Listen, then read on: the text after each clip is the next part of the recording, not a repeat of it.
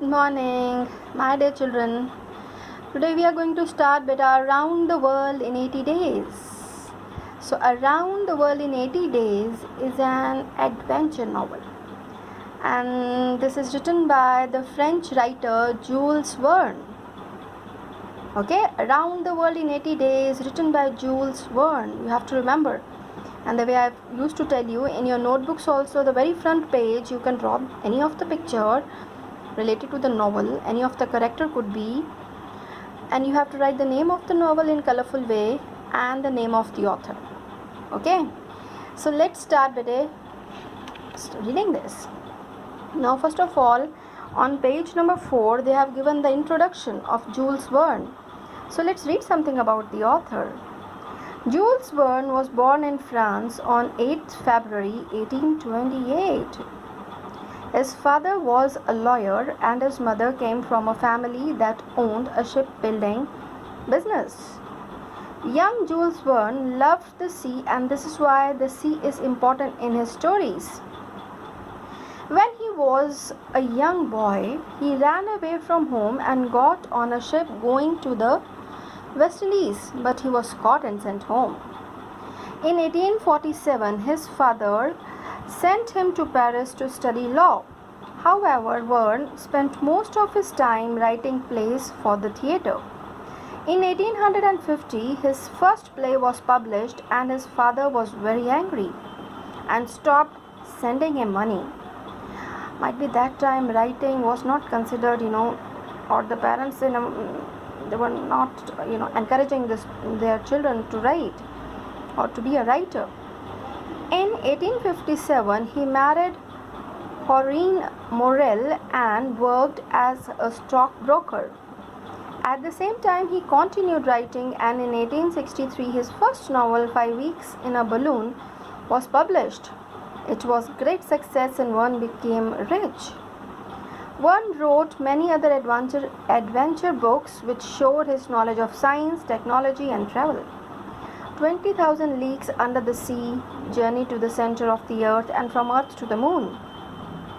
Jules Verne went on many trips to different parts of the world. These experiences and his love of travel inspired him to write Around the World in 80 Days. See, the name itself is telling you some adventure is going to be in the novel.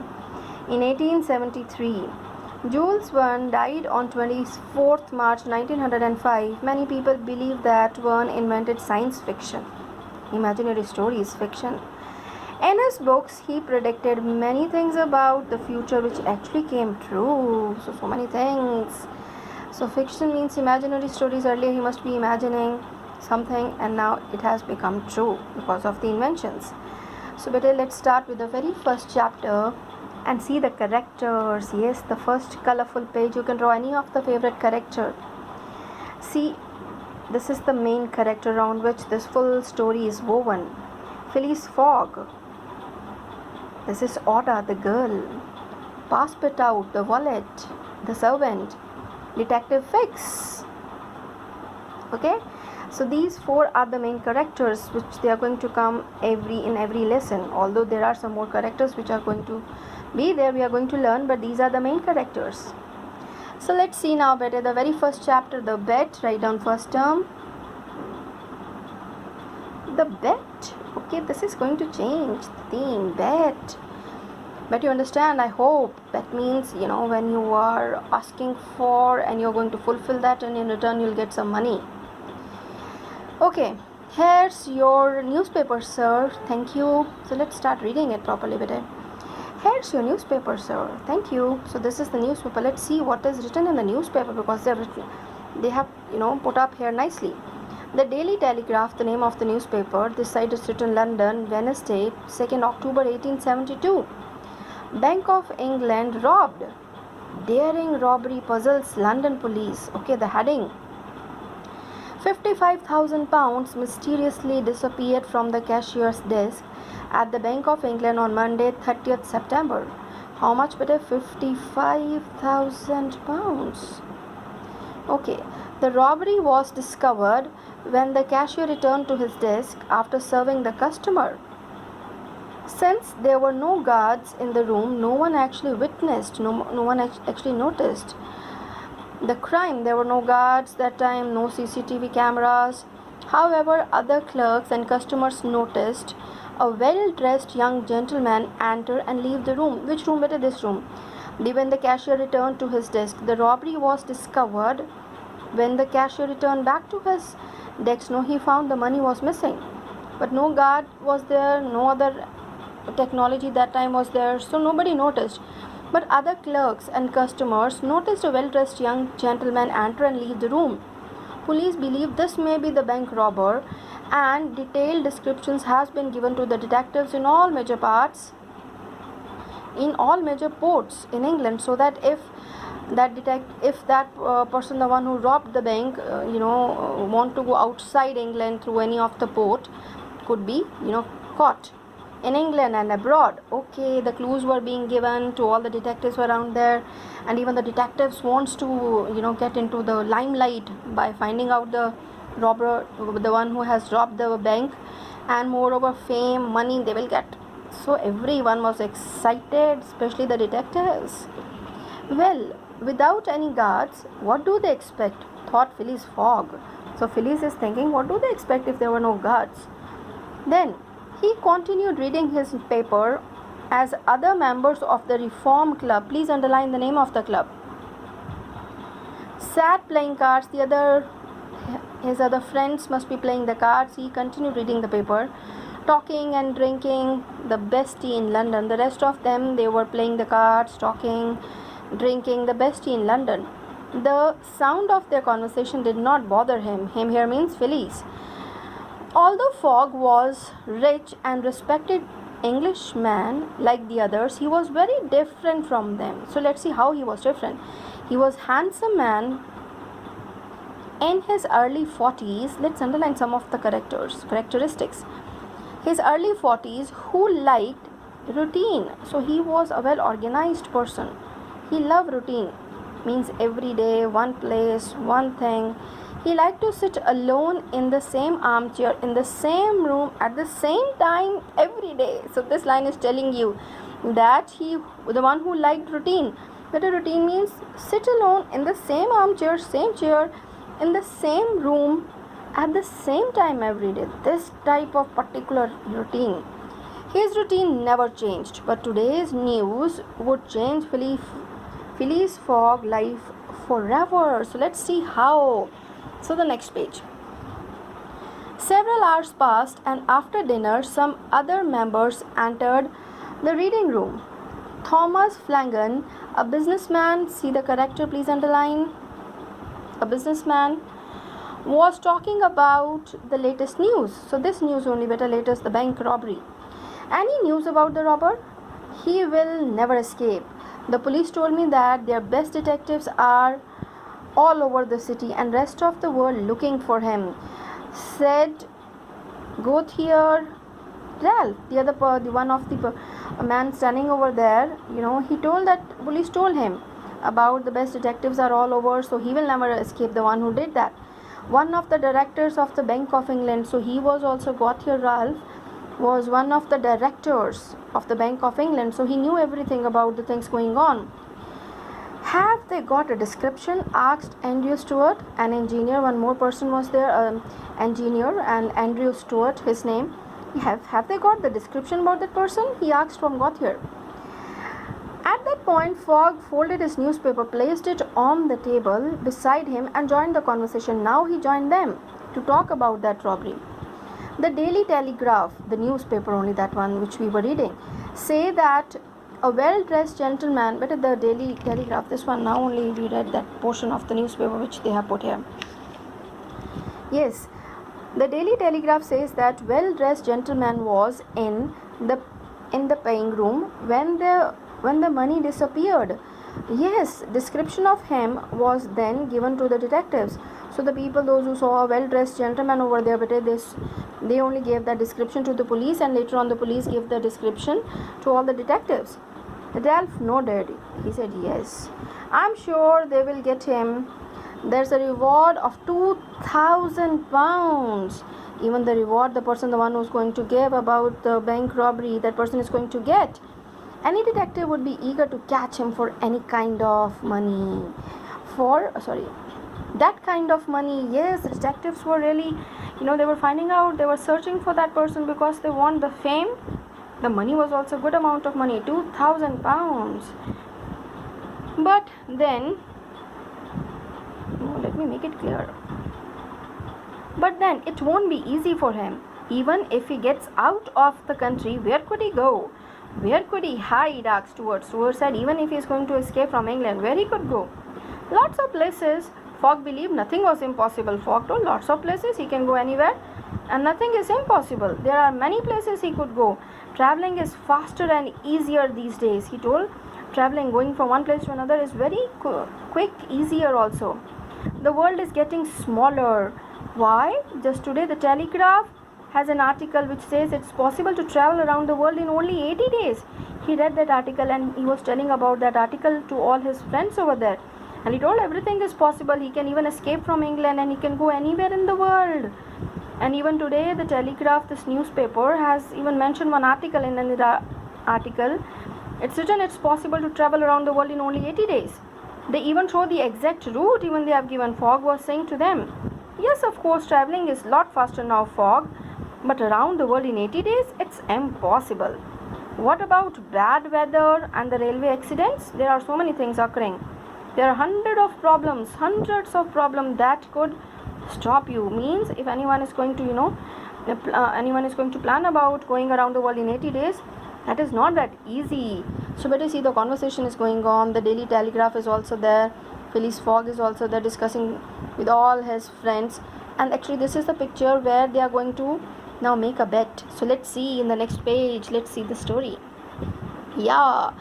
Now the others began to laugh too. Fogg was proud man, and their laughter made him angry. Actually, he was very proud. Why it's not clear? Yes. Now the others began to laugh too. Fogg was a proud man, and their laughter made him angry. He stood up and looked at them. I will bet you I can do it. This is being said by Phileas Fogg to his friends. He said, I will bet you. I can do it. I can go around the world in 80 days. I would like to see you, and I will bet you £4,000 that you can't. One of the friends said that you cannot. And for this, I am going to give you £4,000 that you cannot for this word. And I will bet you 20,000 that I can. And Phileas Fogg is saying that I can. I am betting 20,000 that I am going to show you that I can do it. Fogg's friends looked at each other. It was a lot of money. They went and talked about in the corner of the room. When they agreed that Fogg could not win, Stuart turned to him. We accept. Fogg looked at them calmly. Excellent. Today's. Then even he gave the date. He told that this date I'll be back and I'm going to win this bet. Excellent. Today is Wednesday, 2nd October 1872. The train to Dover leaves at 8:45 p.m. I'll be on it and I'll be back in the room on even he gave the date Saturday 21st December at 8:45 p.m. After a trip around the world in 80 days around the world. Good night, gentlemen. Fogg moved out of the room and left the Reform Club for his home. See the bet at 20,000. Fogg marched out of the room and left the Reform Club for his home. Fogg's valet, means the servant, the one who was helping in home, was shocked to see his master arrive home so early because Fogg was a man of routine. He never used to come, other than the other time which he used to be there in the home. Jean passed it out, the name of the valet. So underline valet. Even the pronunciation somewhere I've heard valet. So this is valet also, bete. And the valet is Jean passed it out. Keep in mind, this is the character. This is also the main character. You can circle. Jean Passepartout was a pleasant young Frenchman with, please underline, with curly physical characteristic, curly brown hair and a moustache. Let's see Passepartout once again to go through the idea. Where is Passepartout? Yes, moustache is there, curly brown hairs, Passepartout. Okay. Then, although he was rather new in his position with Mr. Fogg, he knew that if his master said he would be home at midnight, as he was every night of yes, although he was rather new in his position with Mr. Fogg, he knew that if his master said he would be home at midnight, as he was every night of his life, he meant exactly at midnight and not a minute before or after. That much a person of routine. Pass it out. We are catching at 8:45 to Dover. Don't pack any bags. We are traveling light. So this is Phileas Fogg. He said to whom? Very good. Pass it out. What do you mean, sir? We are going around the world in 80 days. Bring my traveling coat. See the line? So interesting. Passepartout was too shocked to speak. He simply did as his master told him. He rushed upstairs thinking about many kinds of jobs he had in his past. He started thinking about all the jobs he did in his past. When he was still in France, a singer, in France, he worked under a singer, a firefighter. When he was still many kinds of jobs he had in his past. He was still in when he still was in France, as a singer, a firefighter, a teacher of gymnastics, even a circus acrobat. He was so tired of traveling from place to place, he took the job with Fogg, hoping to work in a normal, stable home where life was as regular as clockwork. Until now, he thought he had. He was so thankful that time that he got a job where actually clockwork means regular work he has to do. He has never thought of traveling again. He was fed up of traveling in all the other jobs. So let's see now. With long face, little long face means sad or little anxious to know. Passepartout carried out the order while his master prepared for the journey. Fogg took 20,000 pounds from his safe. 20,000 pounds. So keep in mind, one thing is this one he's going to carry. Fogg took 20,000 pounds from his safe and put the money in small traveling bag. He also packed, second thing, he also packed the Daily Telegraph, because you remember the route was also mentioned, which showed their route, and a guidebook. Number third was a guidebook. You have to remember three things. 1, 2, 3. With the timetables they would need for the trains and ships. Guidebook having the timing for the trains and ships. When Passepartout returned, Fogg gave him the bag. Bag was having actually these three things. This is everything we need. He told we don't need any heavy bag, any heavy luggage of so many clothes or something, including 20,000 pounds. Take care of it. He told him this is the thing. Passepartout nervously took out the bag and followed his master into a cab for Charing Cross railway station. Now they were about to leave for cab. Means a taxi. For Charing Cross railway station they were about to go, and see the globe is also given over there. You got it? So in this video till here, next we are going to read the next chapter, and together we are going to do the exercises of all these three. Thank you. God bless you.